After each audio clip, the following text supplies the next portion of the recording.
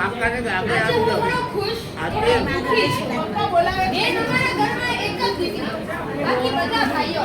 પણ અમને બધાને સૌથી વધારે ખીજાવતી અને ચીડવતી ઈ તો મારી બેન જ. બેન કહે, અબ્બાસ, અબ્દુલ, ઇસ્માઇલ, યુસુફ, ફરહાન અને અમે બધા ભાઈઓ દોડીને બેન પાસે જઈએ. હા બેન, બોલો. નથી રોવાનું. મને તો ખાસ બેન જ્યારે મળે ત્યારે મને કહે, બાકી બુહાન મોજમાં ને મોજમાં રહેવાનું, કઈ કામ હોય તો કહેજે. અને મને તો જાણે હિંમત આવી જાય.